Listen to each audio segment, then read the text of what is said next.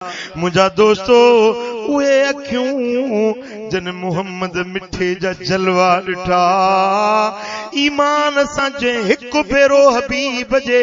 मुखड़े जी ज़ियारत कई खुदा जो कसम उन ते दोज़ख जूं बाहियूं हराम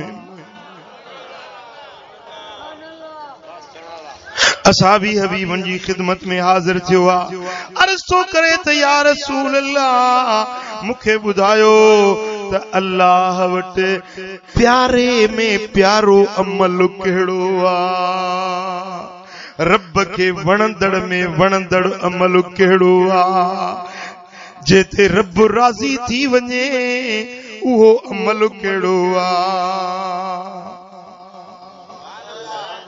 मुझे लजपाल नबी फरमायो अलैका बेकसरत सुजूद घणा सजदा कंदो कर तो ते सजदा करण जरूरी न जेको सजदो कंदो आ उन ते अल्लाह राज़ी थी वेंदो आ बराबर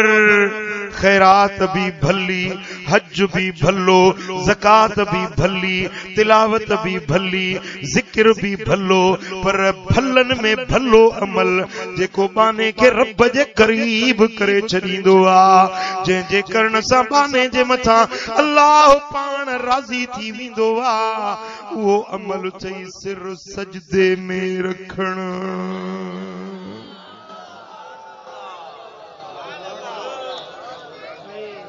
ओ कुराड़ा खुदा का डिज ओ पोढ़ा अल्लाह जो खौफ रख बहाना तो करी से गोडन में सूरा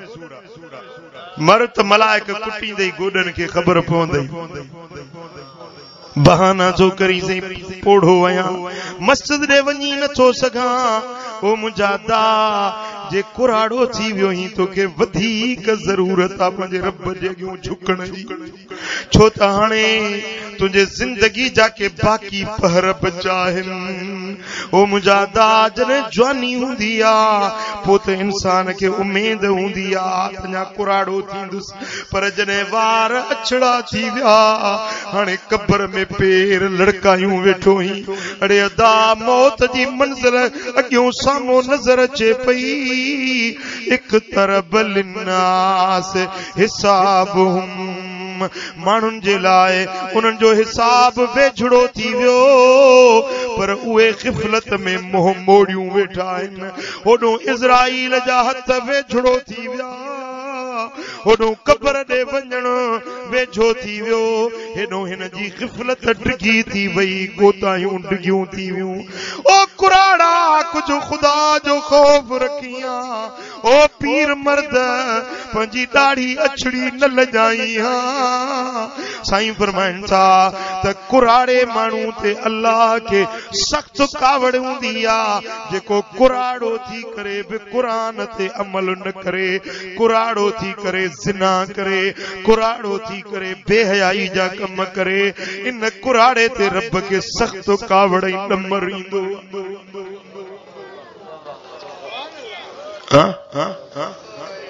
ओ मिठा जीअं जीअं वक्त पोयो थे तीअं तीअं तोखे वधीक पंहिंजे रब ॾे झुकणु खपे हूअं त हयाती कॾहिं पूरी थींदी कंहिंखे का पक कोन्हे पकल अंब त किरंदा आहिनि पर केॾी महिल कचूं अंबड़ियूं बि किरी पवंदियूं रुगे मौत कुराड़नि खे न मारींदो आ पर केॾी केॾी महिल ॿारड़ा बि हलिया वेंदा आहिनि जवान मर्द जवानी जे फूह में बि हलिया वेंदा आहिनि ही दुनिया फानी थई जिंदगी बेबका बेवफा थई पंहिंजे रब खे न रुसाए जे पंहिंजे मालिक जे कुर्ब के चाही तो रब ॾे वेझड़ो थियण चाही त घणा सजदा कर सल्लल्लाहु अलैहि या